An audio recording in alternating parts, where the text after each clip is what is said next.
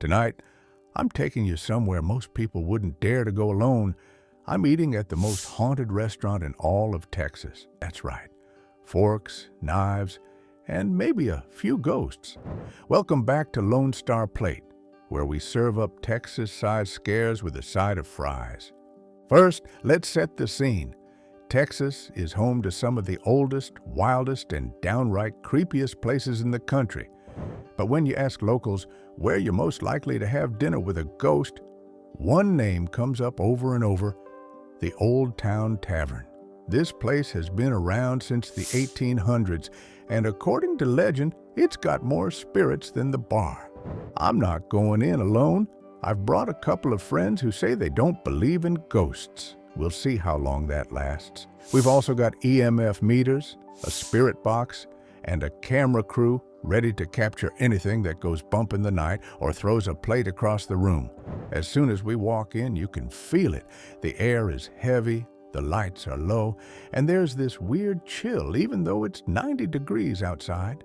The hostess greets us with a smile and says, "Y'all here for the food or the ghosts?" I nervously laugh and say, "Both." She just winks. Not creepy at all. We get seated at a table in the back corner, the one everyone says is the most haunted. According to the staff, this is where the lady in white likes to make her presence known. The story goes, she was a regular here back in the 1800s, waiting for her husband to return from war. He never did, and now she's stuck here, waiting for eternity. People say she appears in the mirror, moves silverware, and sometimes even whispers your name. Our waiter, Jake, tells us he's seen some weird stuff. He says, "I've worked here for 5 years, and I've seen glasses shatter for no reason, chairs move on their own, and once I heard someone humming in the empty kitchen." He looks me dead in the eye and says, "If you see the lady in white, don't make eye contact. And whatever you do, don't sit in her chair." Guess where I'm sitting? That's right, her chair. We order the house specialties: chicken fried steak, ghost pepper chili, and a slice of haunted pecan pie. As we wait, we turn on the EMF meter. It starts flickering almost immediately. My friends say it's just the wiring. I say, "Why is it only going off at our table?" They don't have an answer. Suddenly, there's a crash from the kitchen. Jake runs back and comes out pale as a sheet.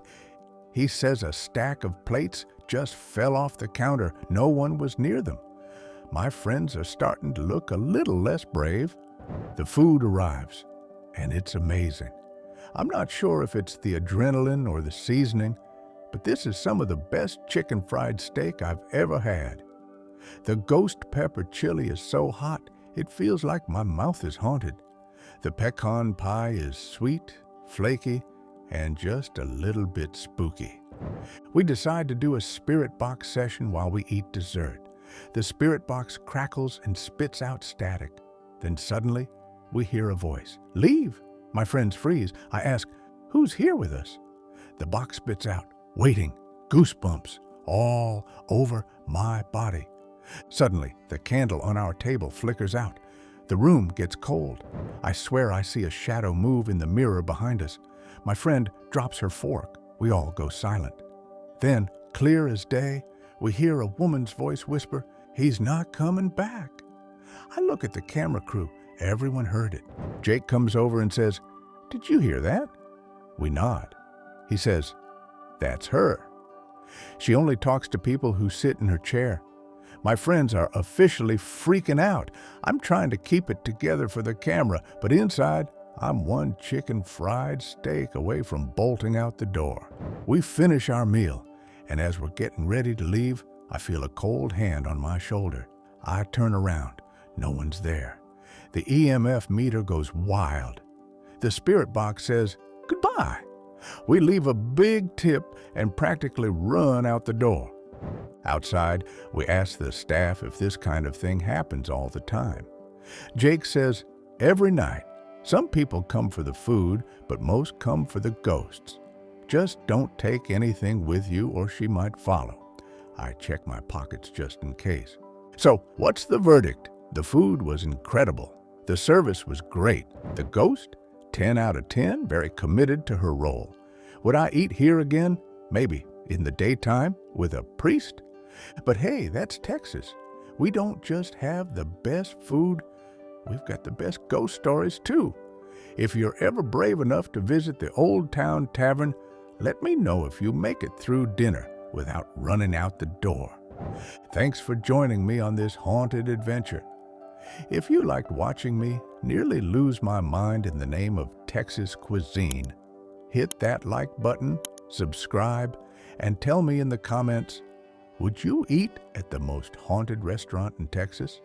Or would you rather face the Reaper Burger again?